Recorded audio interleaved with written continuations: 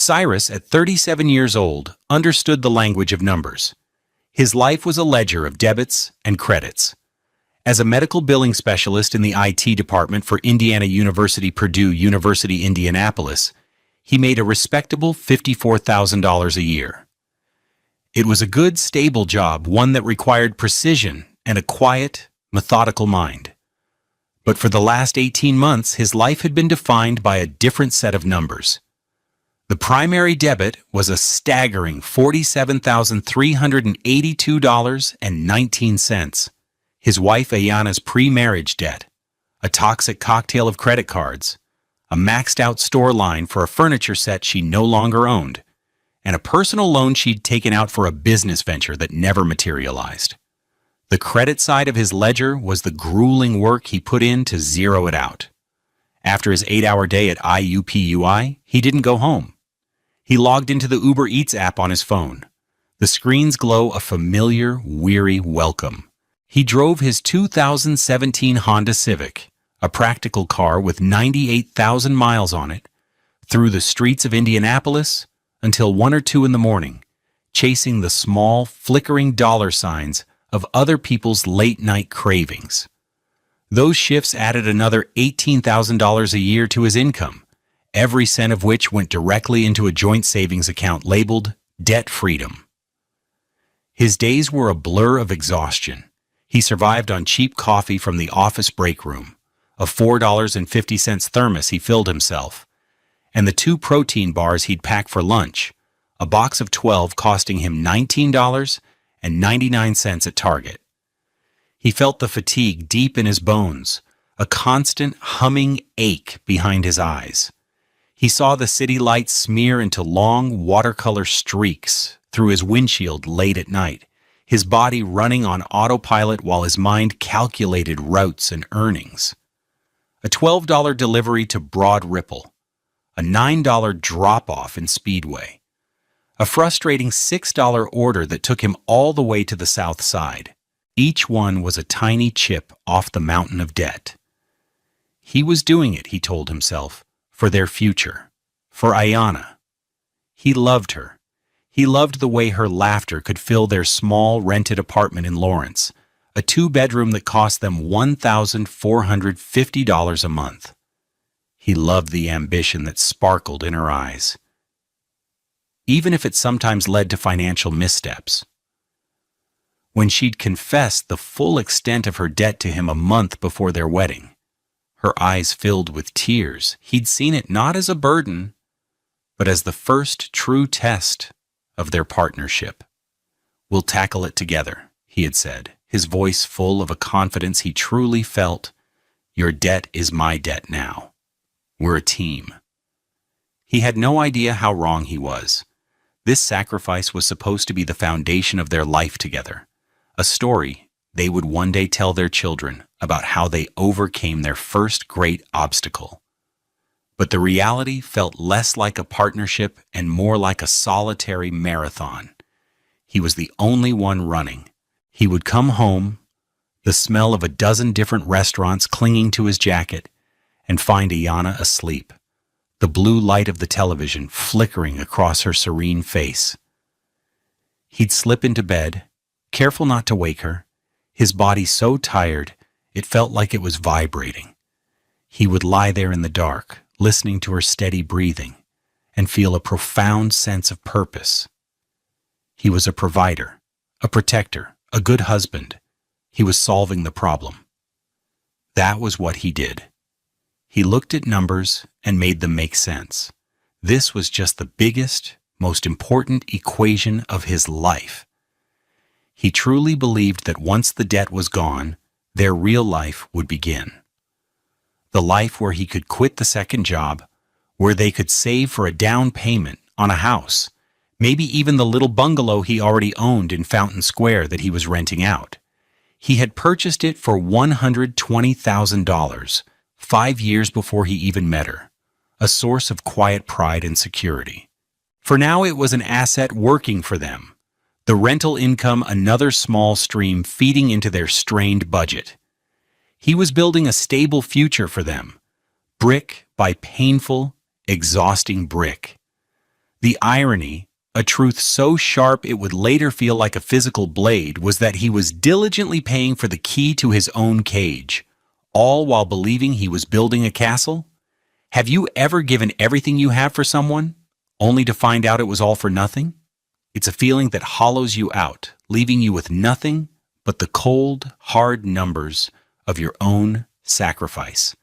Let us know in the comments if you've ever had to learn a lesson about love the hard way.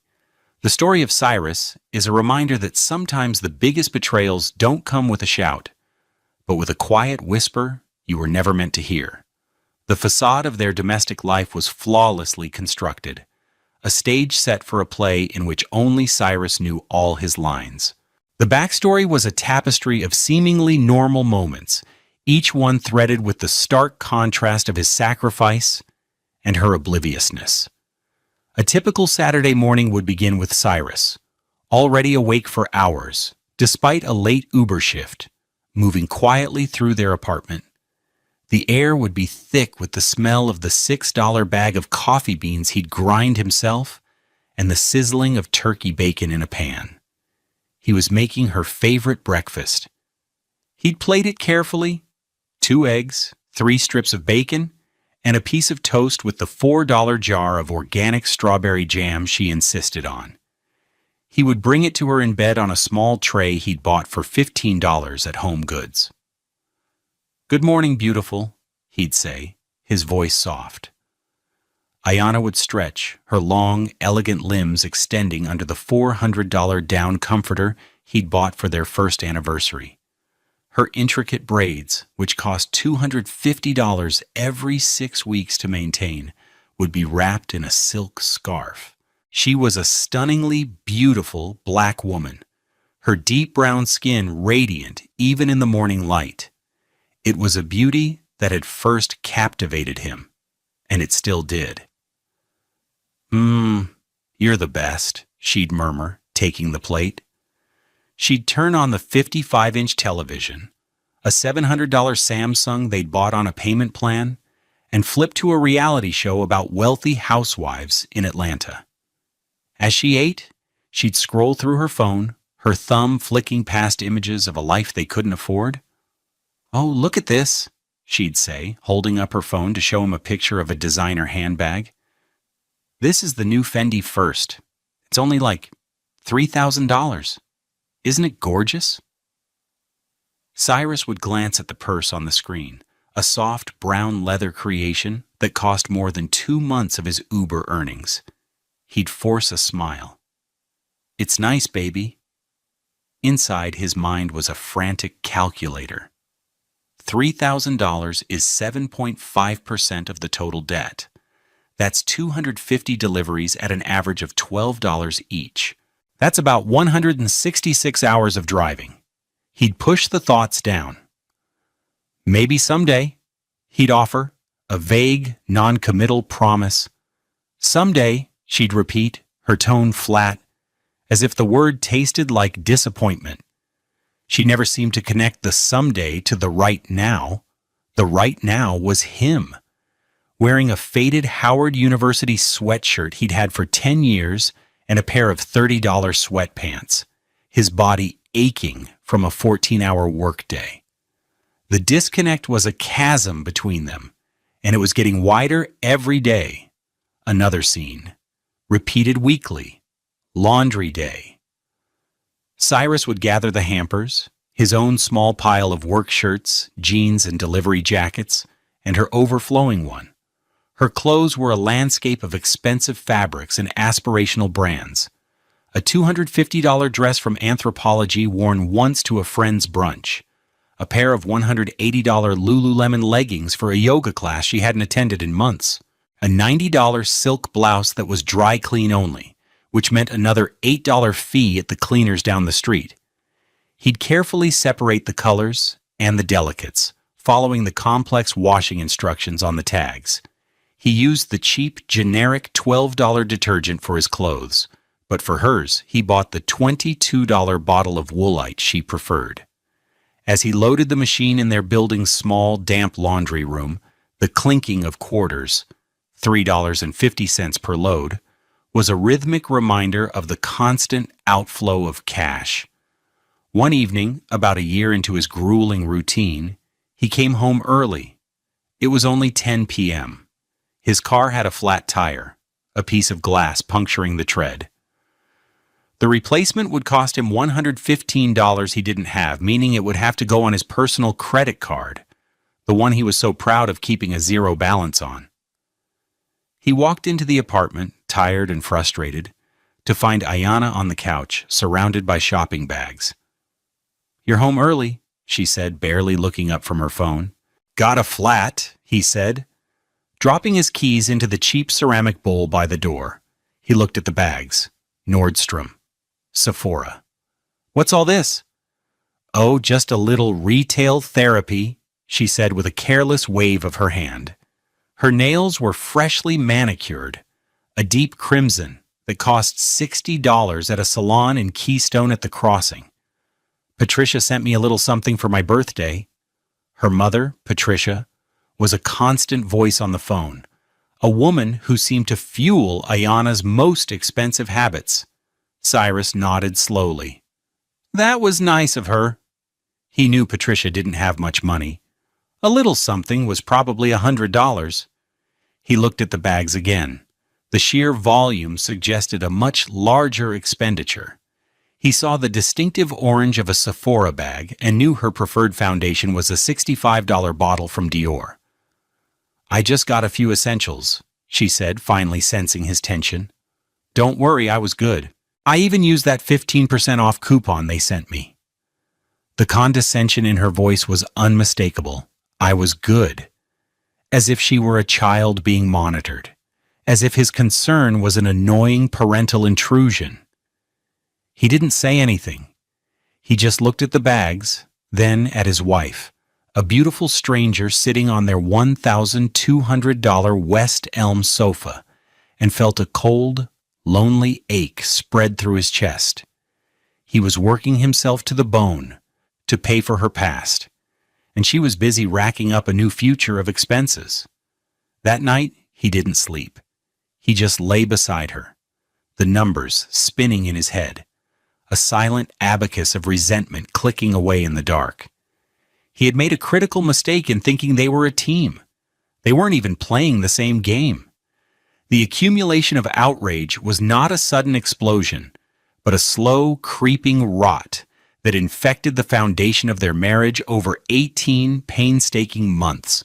Each incident was a small cut, insignificant on its own, but together they bled him dry of hope and affection.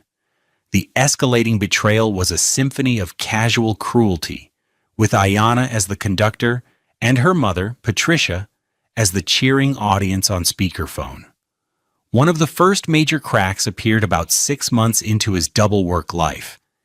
He had just finished a brutal 14-hour day, ending with a long delivery that took him deep into the suburbs of Fishers. He got home at 1:47 a.m., his stomach growling. He had skipped dinner to take one more order. He opened the fridge, hoping to find the leftover chicken and rice he had made the night before.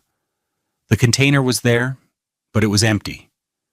He saw a note on the counter, written in Ayanna's looping script on a piece of pink stationery. "Went out with the girls. Needed a night off. Don't wait up. XOXOA." He closed the fridge door, his exhaustion suddenly replaced by a hollow feeling.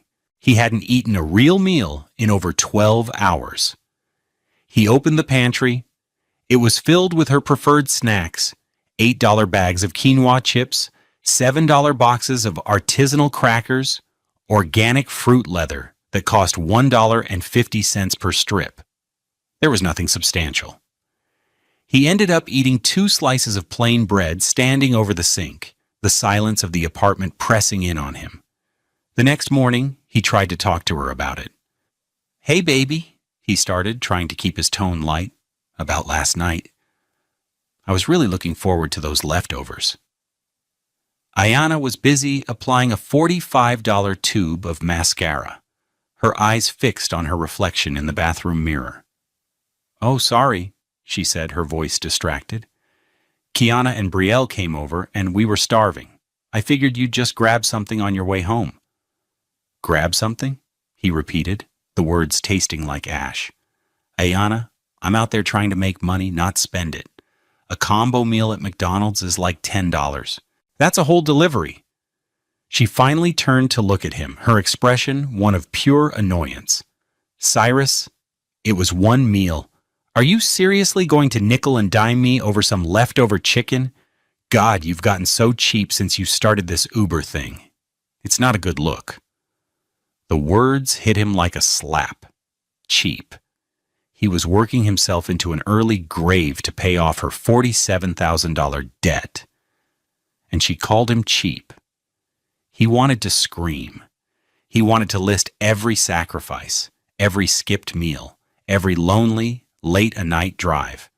But he didn't. He just stood there, the injustice of it lodged in his throat like a stone. "It's not about being cheap, Ayana. It's about the plan, the budget." "Ugh, the budget," she groaned, rolling her eyes. She turned back to the mirror, dismissing him. "I can't live my entire life dictated by your spreadsheets.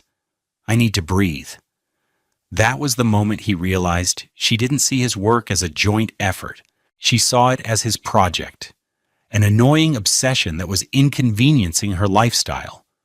The betrayal wasn't just in her actions, but in her complete and utter lack of gratitude. The cruelty became more direct over time. She started making jokes about his second job in front of their friends. At a small get-together at their apartment, one of her friends, a lawyer who wore an $8,700 Armani suit, asked him what he'd been up to. Before Cyrus could answer, Ayana chimed in, a bright, false smile on her face. "Oh, Cyrus is a professional food courier now. If you need some late-night tacos, he's your man." She laughed, a high, tinkling sound that made his stomach clench. Their friends chuckled awkwardly. Cyrus, in his $40 Old Navy button-down, felt his face grow hot. He saw the pity in their eyes. He was the hard-working husband with the spendthrift wife, a walking cliché. Her phone conversations with her mother, which he often overheard, were even worse. Ayana would pace the apartment, the phone pressed to her ear, complaining. "He's always tired, Mom. We never go out anymore. All he talks about is mileage and dollars per hour. It's so boring." There would be a pause as Patricia spoke. Then Ayana would sigh dramatically. I know, it's for the greater good. But God, I can't wait for this to be over. I feel like my life is on hold." His life wasn't on hold. It was being consumed. One night he overheard a particularly cutting exchange. Ayana was planning a weekend trip to Chicago with her friends. "It's only going to be about $500, she said into the phone. "For the hotel and everything?" A pause. "No, of course I haven't asked him for it," she said, her voice dropping to a conspiratorial whisper. "Are you kidding? He'd have a fit. I'll just put it on my new Capital One card. The one he doesn't know about." She giggled. What he doesn't know won't hurt him. He's so focused on the old debt, he won't even notice a little new debt. He was in the bedroom, pretending to be asleep. Hearing those words felt like a physical blow. She was actively undermining everything he was working for. She wasn't just ungrateful, she was deceitful. She was digging a new hole while he was desperately trying to fill the old one. The trust he had placed in her, the very bedrock of their marriage, was crumbling into dust. The final, most devastating piece of the escalating betrayal came about a month before the end. He had a rare Saturday off. His body had finally given out, and a nasty cold had settled in his chest. He was lying on the sofa, wrapped in a blanket, feeling miserable. Ayana came into the living room, dressed to go out. She was wearing a new dress, a slinky black number that he'd never seen before. "Where are you going?" he asked, his voice raspy. "Out with Brielle. It's her birthday," she said, applying a final coat of $32 MAC lipstick. "I thought we were going to stay in tonight," he said. I'm not feeling great. She sighed, a sound of pure exasperation. Cyrus, I've been cooped up in this apartment all week. I need a night out. You're a grown man. You can take care of yourself for a few hours. There's soup in the cabinet. She gestured vaguely towards the kitchen. The soup she meant was a $1.29 can of Campbell's chicken noodle he had bought for emergencies. I thought you'd want to stay with me, he said, his voice small. He felt pathetic, but the loneliness was overwhelming. She looked at him, and for a second, he thought he saw a flicker of sympathy. But it was gone as quickly as it came, replaced by a cold hardness. Don't be so dramatic, it's just a cold. I'll be back late. She grabbed her purse, a $400 Michael Kors clutch, and walked out the door without a backward glance. He lay there, the sound of the door clicking shut echoing in the silent apartment. He looked at his hands, calloused from gripping the steering wheel for hours on end. He thought of the thousands of miles he had driven, the hundreds of meals he had delivered, the endless nights he had sacrificed, all for her. And she had just walked out, leaving him sick and alone, to go celebrate with her friends in a new dress he knew he had paid for, one way or another. The outrage was no longer a dull ache. It was a searing, white-hot fire. And he knew, with a chilling certainty, that something had to break. He just didn't know it would happen so soon. Tuesday, November 14th. The time was 11:34 p.m. Rain was streaking down the windows of Cyrus's Honda Civic, blurring the streetlights of Indianapolis into impressionistic daubs of yellow and red. The night had been slow, a miserable crawl of low-paying orders and long waits in empty parking lots. He had made only $58 in 5 hours, and a profound weariness had finally defeated his resolve. He decided to call it a night, to go home and get a few extra hours of sleep before his 7 a.m. shift at the university. This simple decision, born of exhaustion, would change everything.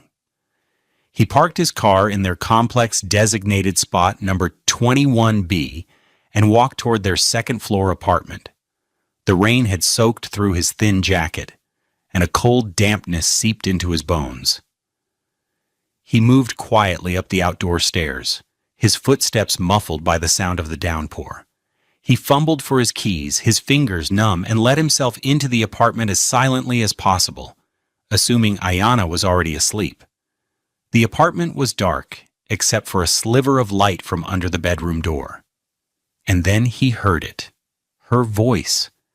It was low but clear, carrying down the short, narrow hallway. She was on the phone. He froze, his hand still on the doorknob, the wet jacket dripping onto the cheap laminate floor. "I know, Mom, I know," Ayanna was saying. Her voice had a conspiratorial tone he knew all too well.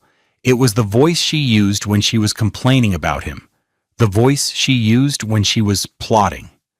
"It's almost done. He said we should have the last of it paid off in about 3 months. Another $11,000 to go."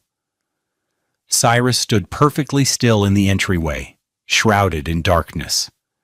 The hallway was a tight, claustrophobic space, no more than 10 feet long, connecting the front door to the main living area. On one wall hung a generic, mass-produced print of a Parisian street scene they had bought for $49 at Target. It suddenly looked absurd, a cheap imitation of a life they weren't living. He could hear the faint, tinny squawk of her mother Patricia's voice through the phone, but couldn't make out the words. Then Ayanna spoke again, and the words she said struck him with the force of a physical impact. "No, of course not," she said, and then she laughed. It was a soft, dismissive chuckle, but to Cyrus it sounded like a crack of thunder. "He's just convenient, Mom. He's a solution to a problem. A very, very dedicated solution." Convenient. The word echoed in the silent hallway. It landed in his gut and radiated a chilling coldness through his entire body. Every sacrifice, every 14-hour day, every lonely mile driven, every dollar earned and immediately surrendered. All of it was reduced to a single, brutal word. He wasn't her husband. He wasn't her partner. He was a tool, a convenience. His mind flashed through the past 18 months, her eye rolls when he mentioned the budget, her jokes about his delivery job, her casual spending while he was working himself to the point of collapse. It all snapped into a new, horrifying focus. It wasn't just selfishness or immaturity. It was a calculated, long-term deception. He felt a wave of nausea wash over him. Then came the final blow. Patricia must have asked what would happen after the debt was paid, because Ayanna's next words were the nail in the coffin of their marriage.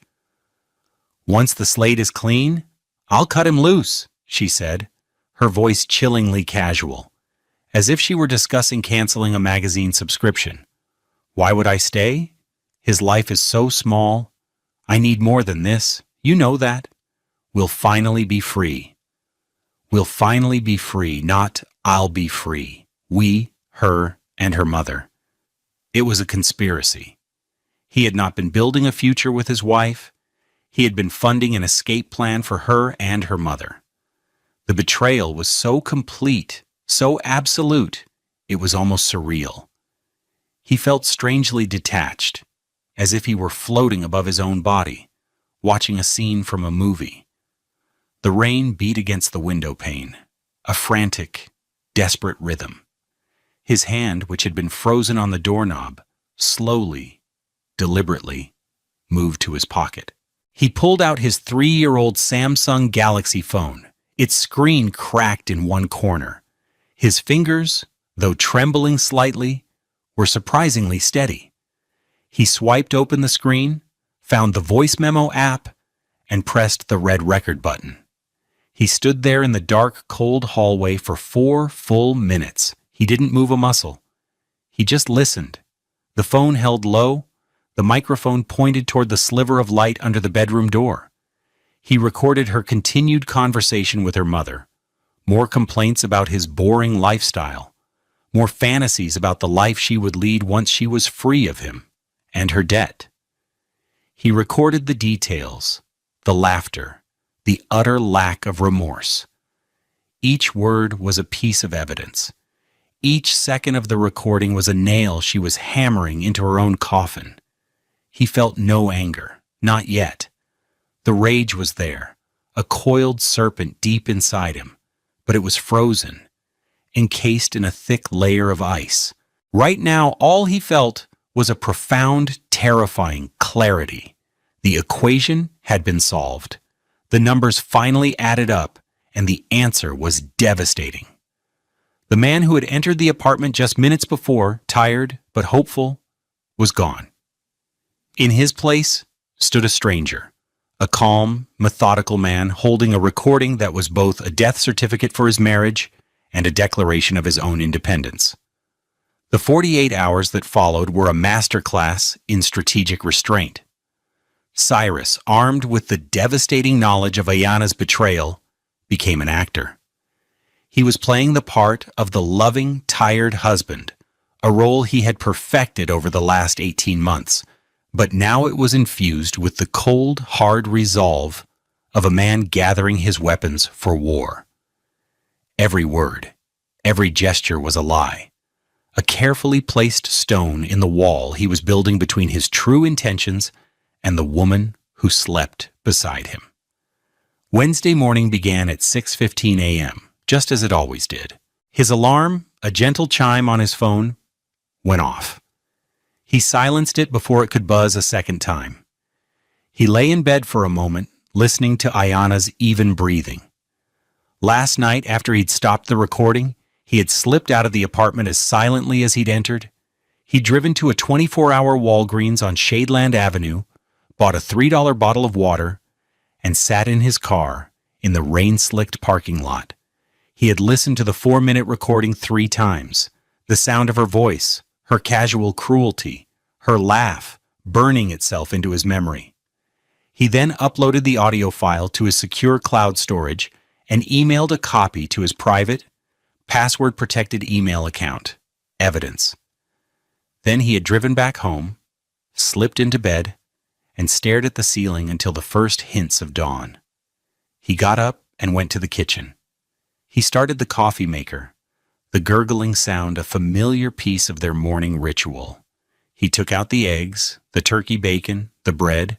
He moved with a deliberate, almost robotic calm. He was on autopilot, his body performing the motions of normalcy, while his mind was a whirlwind of calculations and plans. He had to play this perfectly. Ayana emerged from the bedroom around 7 a.m., wrapped in her silk robe. "Morning," she mumbled, stretching. "Morning, baby," Cyrus replied, his voice even. He was amazed at how normal he sounded. "Coffee's ready." She poured herself a mug, adding 2 sugars and a splash of the expensive vanilla-flavored creamer she liked, a $5 bottle that lasted less than a week. She leaned against the counter, scrolling through her phone. "Did you have a good night?" she asked, the question a casual, thoughtless projectile. "It was slow," he said, flipping the bacon. "Came home a little early." He watched her face for any flicker of suspicion, any sign that she might have heard him come in. There was nothing. Just the same placid, self-absorbed expression she always wore. "Good," she said, not looking up from her phone. "You need the rest. You've been working too hard." The irony was so thick he could taste it. He wanted to throw the hot pan against the wall. He wanted to play the recording for her right there, to watch her face as she heard her own treachery. But he didn't. That would be emotional. That would be messy. He needed to be cold, methodical. He was a man of numbers, and this was now a problem of logistics, not passion. "Yeah," he said, his voice quiet. "I have." He served her a plate of breakfast, just as he had done hundreds of times before. She ate it while watching a morning talk show, occasionally laughing at a joke or commenting on a celebrity's outfit. She was completely oblivious. She had no idea that the man standing 10 feet away, the convenient solution to her problems, was mentally dismantling their entire life together. All day at his desk, at IUPUI, amidst the quiet hum of servers and the clicking of keyboards, Cyrus was a hive of secret activity.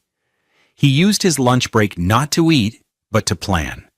He opened an incognito browser window and began his research. Top divorce lawyers in Indianapolis. Indiana marital asset laws. Protecting premarital property. He learned that his Fountain Square bungalow, because he had purchased it before the marriage and had kept the deed and mortgage solely in his name, was almost certainly safe. This was a critical victory. He logged into their joint bank accounts. He went back month by month for all 18 months. He downloaded every statement. He used a spreadsheet, his natural element, to create a detailed log. He highlighted every Uber Eats deposit, meticulously tracing the flow of money from his earnings to their joint checking, to the Debt Freedom Savings account, and then out to her various creditors. The total came to $36,382.19. It was an undeniable, documented trail of his labor. He saved the spreadsheet password protected to his cloud drive. More evidence. Thursday was even harder. The strain of the deception was beginning to wear on him. He felt like a spy in his own home. That evening, Ayana was in a particularly cheerful mood. "Guess what?" she said as he walked in the door from his day job. He wasn't driving for Uber that night. He had told her he needed to rest, a lie that served the dual purpose of giving him time to plan and avoiding the agony of another pointless, grueling shift. "What's that?" he asked, forcing a smile. "I had a great call with my credit card company," she said, beaming. "Our last payment brought the balance on the big one down under $5,000. The guy on the phone was so impressed with how fast we're paying it off." Our last payment? We're paying it off. The audacity of it stole his breath. He felt the serpent of rage uncoil in his gut, hot and venomous. He had to physically clench his fists in his pockets to keep from reacting. That's great news, Ayanna, he managed to say. We're almost there. I know, she squealed, throwing her arms around him in a rare display of affection. He stood stiffly in her embrace, his body rigid. He could smell her perfume, a $150 bottle of Chanel No. 5 he had bought her for her last birthday. The scent filled his lungs, and he felt a sudden, dizzying sense of revulsion. Her touch felt like a violation. I was thinking, she said, pulling back, her eyes shining, when it's all paid off, we should take a real vacation. Not Chicago, I'm talking about someplace amazing, like Bali or Greece. We'll have earned it.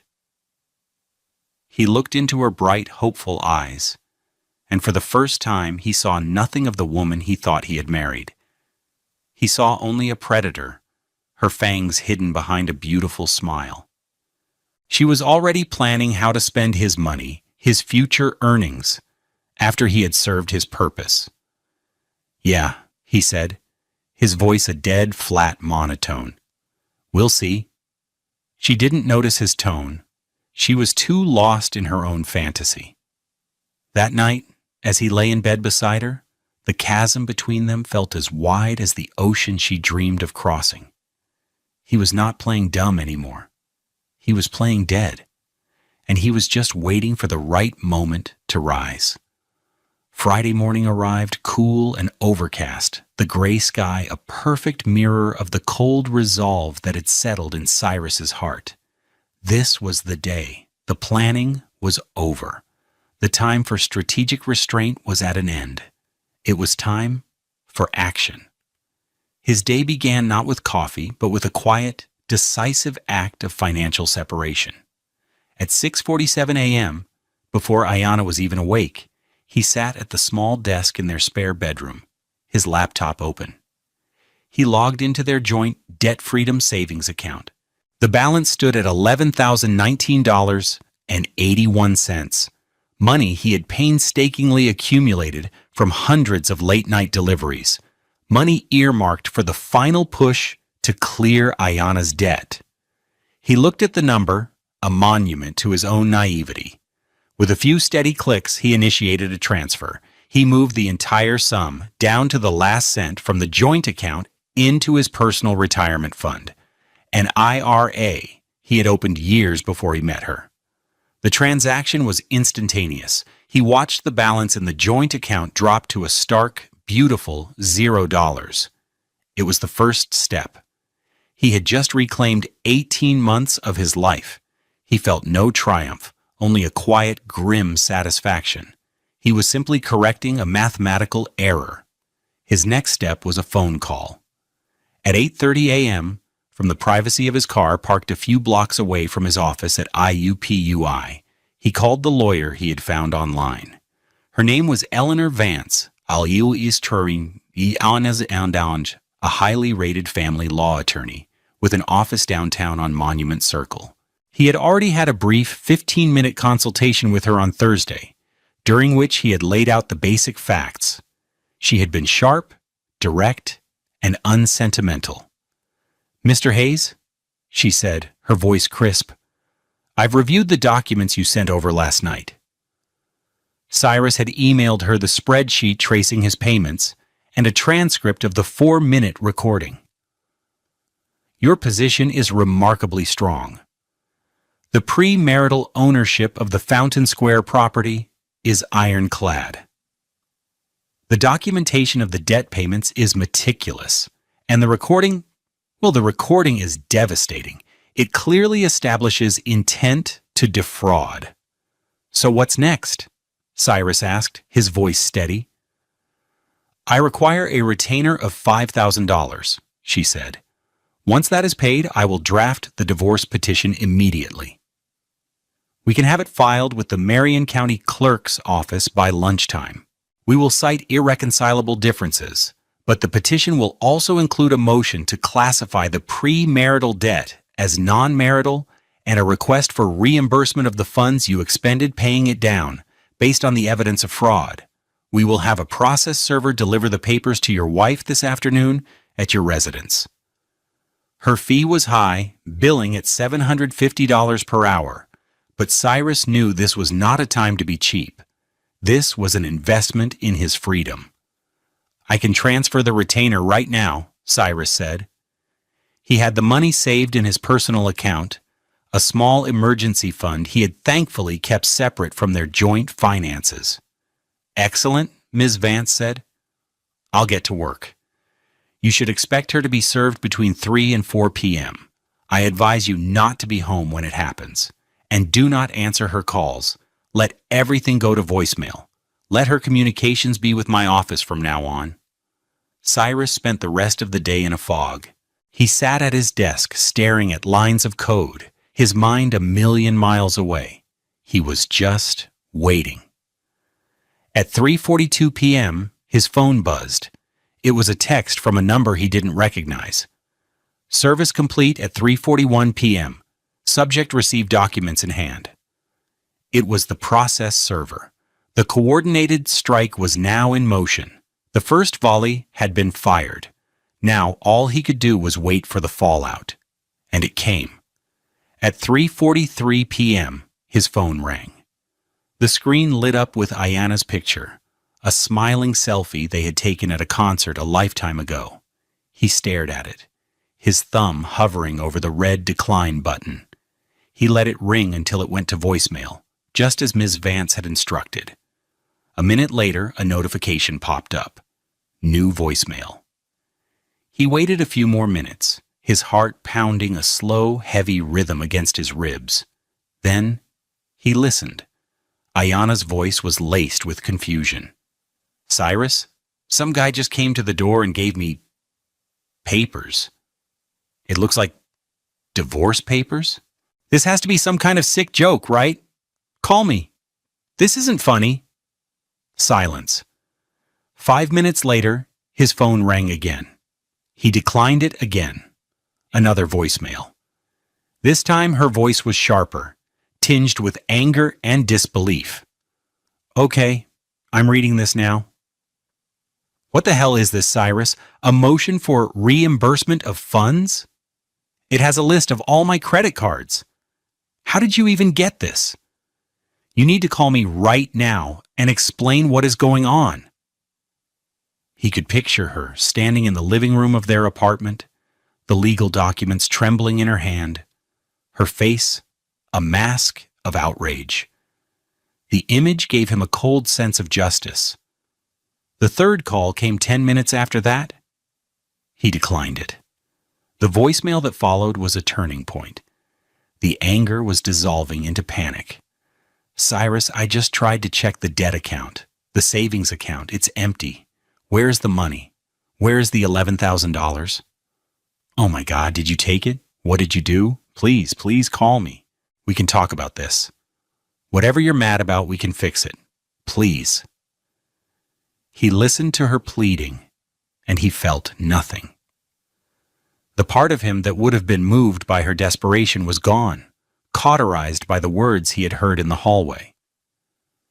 The final call he received that day came an hour later. He was driving, not for Uber, but aimlessly, just to be in motion. He let it go to voicemail. When he finally parked near the White River and listened to it, the voice was almost unrecognizable. It was her mother, Patricia. Her voice was a shrill, panicked shriek. Cyrus, this is Patricia. Ayana is hysterical. You have destroyed her. After everything you promised, you are a cruel, cruel man. You can't do this to her. We will fight you. You won't get away with this. He deleted the voicemail. Patricia's threats were empty. She had no power here. He looked out at the river, the water flowing steadily, indifferent to the drama of his life. He took a deep breath, the first truly clean breath he had taken in 18 months. The strike was complete. The facade had been demolished, and in the rubble, he was finally, blessedly, free. The collapse of Ayana's world was not a single event but a cascade of consequences, each one a direct and unavoidable result of her own choices. Cyrus watched from a distance, his life guided by the calm, firm hand of his lawyer, Eleanor Vance. The process was a methodical enumeration of his wife's downfall, measured in dollars, legal filings, and public humiliation. The first consequence was immediate and financial.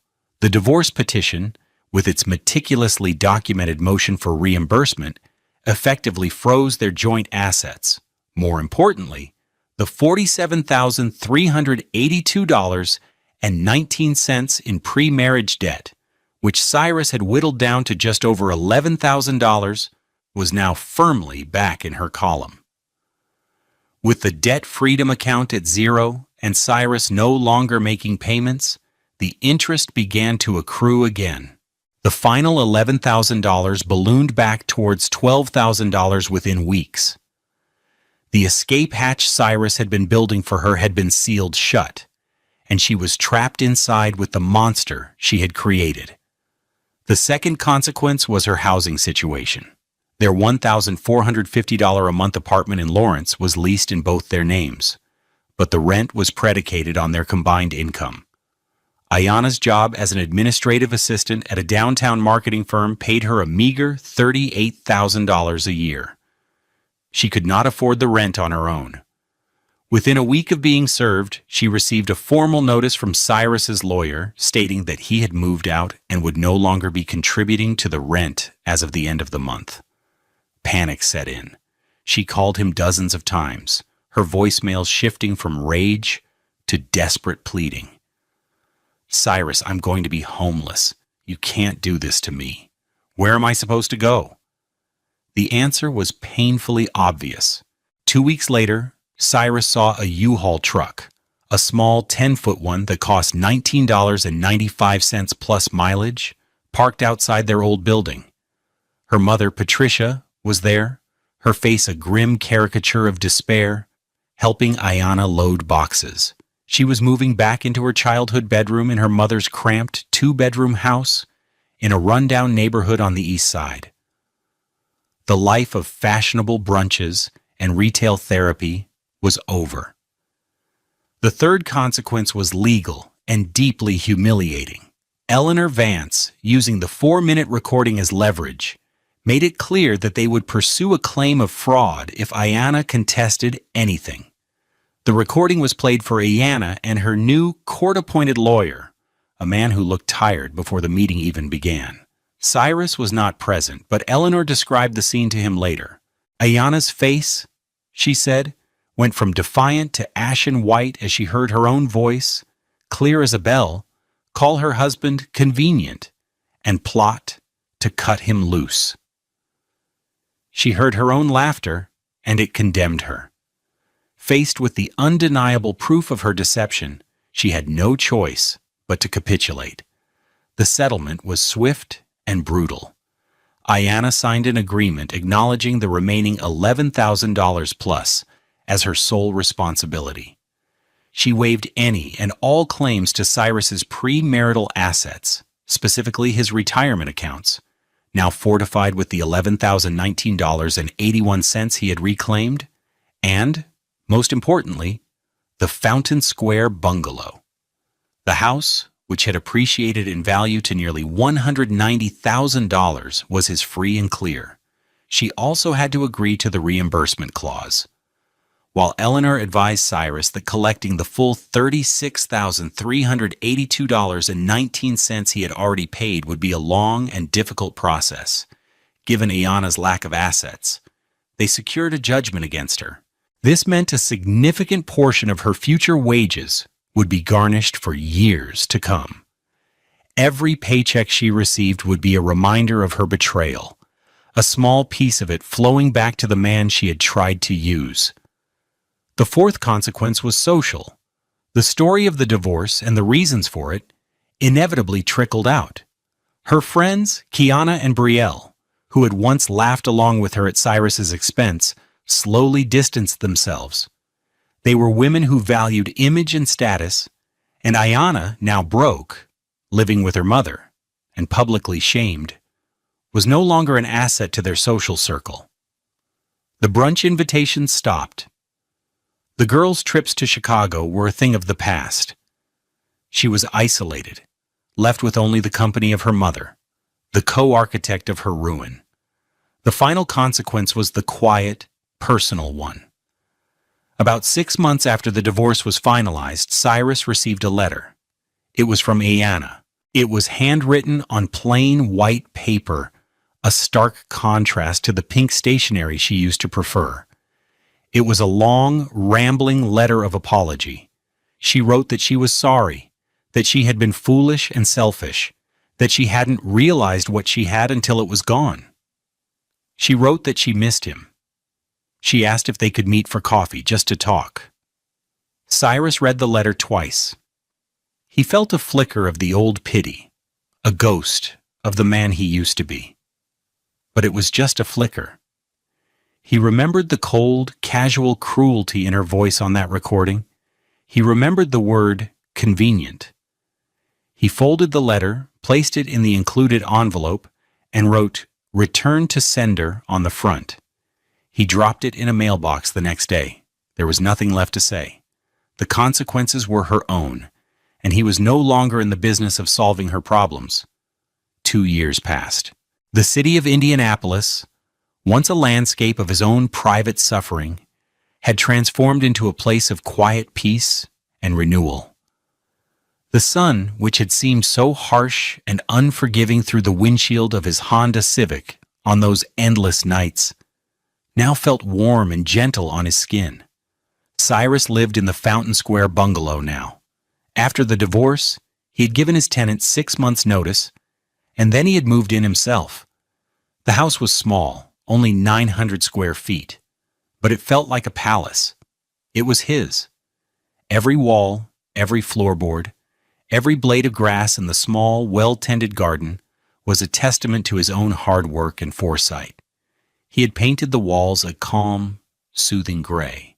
He had sanded and refinished the original hardwood floors himself, the scent of sawdust and varnish a smell of creation, not exhaustion. The generic Parisian print was gone, replaced by vibrant original art from local Indianapolis artists he had met at the Fountain Square art fairs. His home was filled with things that had meaning. A sturdy oak bookshelf he had built with his own hands, a comfortable leather armchair that had cost him $800 from a local furniture maker, a high-quality sound system for his old jazz records. His life was no longer about accumulation, but about authenticity. He had quit his Uber Eats job the day the divorce was finalized. The freedom of his evenings felt like a miracle. He started cooking again, not out of duty, but for the joy of it. He would spend an hour preparing a meal, listening to John Coltrane, the notes filling the quiet space of his home. His finances were stable. His salary from IUPUI was more than enough to live comfortably. His retirement account was healthy and growing. The judgment against Ayanna resulted in a small check arriving every 2 weeks, a court-ordered payment of $150, garnished from her wages. He didn't need the money. He had set up an automatic transfer to a new account, one he labeled Community Fund. This fund was the seed of his new purpose. One of his colleagues at the university mentioned a local nonprofit that mentored young adults from underserved communities, helping them get the skills for careers in healthcare administration and IT. It was a perfect fit. Cyrus volunteered. He started by teaching a Saturday morning class on the fundamentals of medical billing and coding. He found he had a knack for it, a patience and clarity that his students responded to. He used the money from the community fund, Ayanna's garnished wages, to pay for the certification exam fees for his 2 most promising students. It cost $570 per student. Seeing the looks on their faces when they passed, knowing they now had a tangible path to a stable career, gave him a sense of fulfillment deeper than any dollar amount he had ever earned delivering food.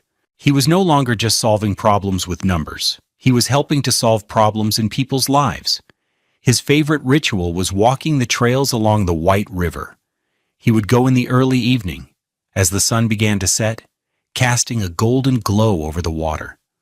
The path was alive with people, families, students, couples holding hands.